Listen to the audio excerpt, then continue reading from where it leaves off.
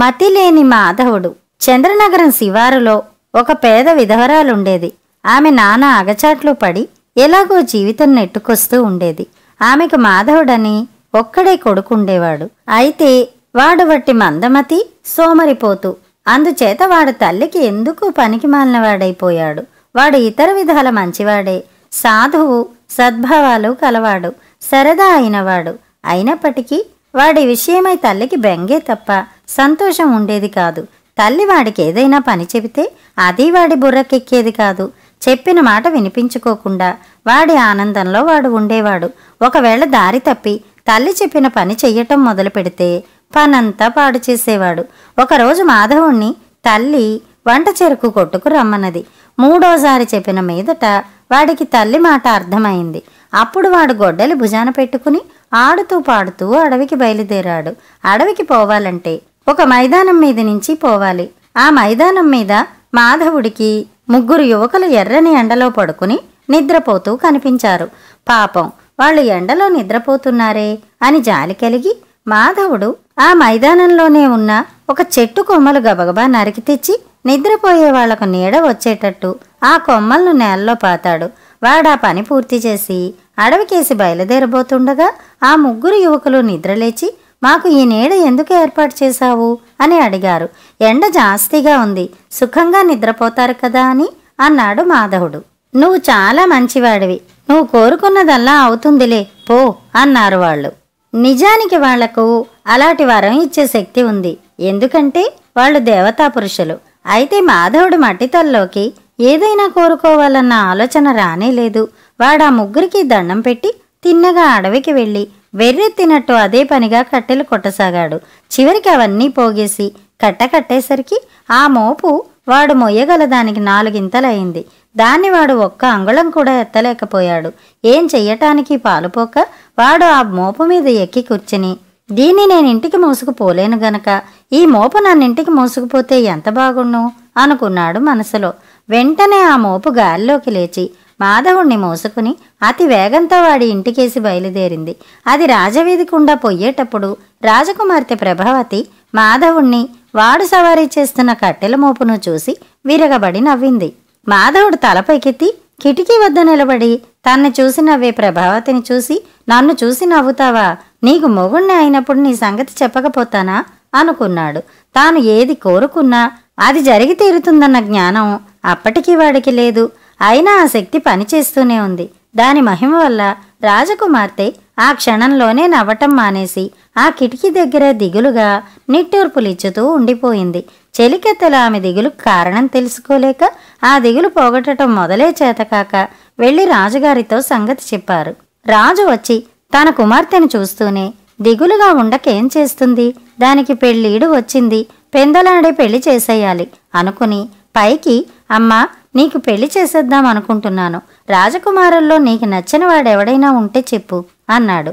ప్రభావతి మరింత భారంగా నిట్టూర్చి, ఇంతకు ముందు కట్టెల మోపు మీద సవారీ అయ్యి ఇటుగా వెళ్లిన అబ్బాయిని తప్ప నేనింకెవర్నీ పెళ్లాడను అన్నది. తన కూతురి మాటలు రాజుకు అర్థం కాలేదు. ప్రభావతి చెలికెత్తలు వివరించి చెప్పిన మీదట ఆయనకు కుమార్తె పైన ఆగ్రహం వచ్చింది. ప్రభావతి దారే వెళ్లిన వాణ్ణి పెళ్లాడతానన్నది గాని వాడి పేరైనా ఆమెకి తెలీదు. ఇలాంటి పరువమాల్ని ప్రేమలో పడినందుకు ప్రభావతిని తీవ్రంగా శిక్షించాలనుకున్నాడు రాజు. కాని మంత్రులు వారించి, మహారాజా మీకు కొడుకైనా కూతురైనా ఆ బిడ్డ ఒక్కతే. ఆమె ప్రేమించిన యువకుడు మారువేషంలో ఉన్న ఏ రాజకుమారుడో కావచ్చు, తొందరపడకండి అన్నారు. వాణ్ణి ముందు పట్టుకోవాలి కదా, ఏమిటి ఉపాయం అన్నాడు రాజు.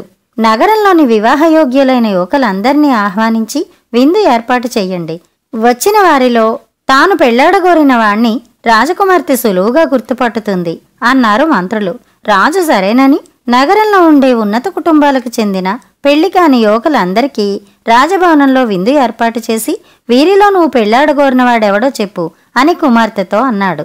ప్రభావతి అందర్నీ కలే చూసి, నేను పెళ్లాడగోరినవాడు వీరిలో లేడు అన్నది. రాజుకు తన కూతుర్ని చంపేయాలన్నంత కోపం వచ్చింది. మంత్రులు మళ్లీ అడ్డుపడి, నగరంలోని మిగిలిన అవివాహిత యువకులందరికీ మరొక విందు చెయ్యండి, రాజకుమార్తె కోరుకున్నవాడు వారిలో ఉండవచ్చు అన్నాడు. అలగా విధవని ఎవరినో నా కూతురు పెళ్లాడతానంటే నేనెలా సహిస్తాను అన్నాడు రాజు. అలాంటిది సంభవిస్తే అది దైవయోగమే అవుతుంది మహారాజా. దాన్ని కాదనటానికి మనమే వెళ్ళాం అన్నారు మంత్రులు. రాజు మరొక విందు ఏర్పాటు చేయించి నగరంలోని బీదసాదా కుటుంబాల యువకులనందరినీ అధికారపూర్వకంగా ఆహ్వానించాడు. ఈ సంగతి మాధవుడు వినను కూడా లేదు. వాడి తల్లి విని విందుకు వెళ్ళమని ప్రోద్బలం చేసింది. వాడు వెళ్ళనన్నాడు. కమ్మని భోజనం పెడతారా, కడుపు నిండా తిని చక్కారా అని తల్లివాణ్ణి బలవంతాన విందుకు పంపింది. వాడు కట్టుకున్న చింపిరి బట్టలతోనే విందుకు వెళ్ళాడు. కాని రాజకుమార్తె వాణ్ణి చూస్తూనే ఇడిగో నేను పెళ్లాడగోరినవాడు అంటూ మాధవుణ్ణి చూపింది. ఈ బడుద్దయినా నువ్వు పెళ్లాడగోరేది అన్నాడు రాజు విస్మయం చెంది. అవును అన్నది ప్రభావతి. రాజుకు పట్టరాని కోపం వచ్చింది. సరే, నీకంత పట్టుదలగా ఉంటే వాణ్ణే పెళ్ళాడు. ఆ తర్వాత నేను చెయ్యవలసిందేదో నేను చేస్తాను అన్నాడు రాజు పళ్ళు కొరుకుతూ. అప్పటికప్పుడే పురోహితుడు వచ్చి ప్రభావతికి మాధవుడికి పెళ్లి చేసేశాడు. పెళ్లి తంతు ముగిసిన మరుక్షణం రాజు నూతన దంపతులను ఒక పీపాలో పెట్టి మూత వేయించి సముద్రం ఆటులో ఉండగా ఆ పీపాను దూరంగా సముద్రంలో పారేయించాడు. కెరటాలు ఆ పీపాను ఇంకా దూరంగా తీసుకుపోయాయి. రాజకుమార్తెను పీపాలో బంధించమని రాజు ఇచ్చిన ఆజ్ఞ వింటూనే చెలికత్తెలు ప్రభావతి ఒడికి తినుబండారాల మూట ఒకటి కట్టారు. పీపాలో కొట్టుకుపోతూ ప్రభావతి, మనకు చావు తప్పదు. ఈ పీపాలో సందులు లేకపోతే ఊపిరాడక చస్తాం. సందులుంటే సముద్రంలో మునిగి చస్తాం. అలాగూ చావకపోతే నా ఒడిలో ఉన్న తినుబండారాలన్నీ అయిపోయాక తిండికి మాడి చేస్తాం అంటూ పెద్ద పెట్టును ఏడవనారంభించింది. అంత మాత్రాన ఏడవడం దేనికి, మనం ఇంకా బతికి ఉన్నాం కదా అన్నాడు మందమతి మాధవుడు. నీకు కొంచెం కూడా మెదడులేదు. ఏ ఓడో వచ్చి రక్షించకపోతే ఎంతకాలం బతికి ఉంటాం అన్నది ప్రభావతి. నీకు ఓడ కావాలంటే ఎంతసేపు, నేను కోరుకుంటే క్షణంలో వస్తుంది. నేను కోరుకున్నదల్లా అవుతుందని ఆ రోజు ఆ ముగ్గురు వరం ఇవ్వలా అన్నాడు మాధవుడు. అటువంటి వరం ఉంటే ఇంతసేపు ఏం చేస్తున్నావు? ఒక పెద్ద ఓడ రావాలని వెంటనే కోరు అన్నది ప్రభావతి. దానికి తొందరేముంది, ముందు నీ తినుబండారాలు పైకి తీ, వాటిని వృధా పోనివ్వటం దేనికి అన్నాడు మాధవుడు. ఎప్పుడు పీపాలో నుంచి బయటపడదామా అని ఆదుర్దాగా ఉన్న ప్రభావతి తన ఒడిలో మూటగట్టి ఉన్న తినుబండారాలు గబగబా మాధవుడి చేత తినిపించింది. తినటం అయినాక మాధవుడు తాం పీపాలో నుంచి బయటపడాలని, తమ సమీపంలోకి ఒక పెద్ద ఓడ రావాలని, తమను తీరం చేర్చాలని కోరుకున్నాడు. వెంటనే పీపా మీది మూత పెద్ద చప్పుడుతో ఎగిరిపోయింది. దంపతులిద్దరూ బయటికి చూసేసరికి ఒక పెద్ద ఓడ కొద్ది గజాల దూరంలో కనబడింది. భార్యాభర్తలు ఆ ఓడలోకి ఎక్కి ఒకచోట తీరాన్ని చేరారు. ప్రభావతి ప్రోద్బలం చేయగా మాధవుడు సముద్ర తీరాన తనకొక పెద్ద రాజభవనము, దాని చుట్టూ తోటలు, ఉద్యానవనాలు, నౌకర్లు, చాకర్లు, పరివారము కావాలని కోరుకున్నాడు. అక్కడ వాళ్ళు కొంతకాలం సుఖంగా ఉన్న తర్వాత ప్రభావతి మాధవుడితో, మనం ఇంకొక కోరిక కోరవలసి ఉంది. నువ్వు ఇలా ఉండడం బాగాలేదు. చూడటానికి అందంగానో మంచి తెలివిగానో ఉండాలని కోరుకో అన్నది. నేను అందంగా తెలివిగా ఉండడం అవసరమంటావా? నీకు కావాలంటే అలాగే కోరుతాను అన్నాడు మాధవుడు. ఈ కోరికతో మాధవుడు రూపంలోనే కాక బుద్ధిలో కూడా పెద్ద మార్పు చెందాడు.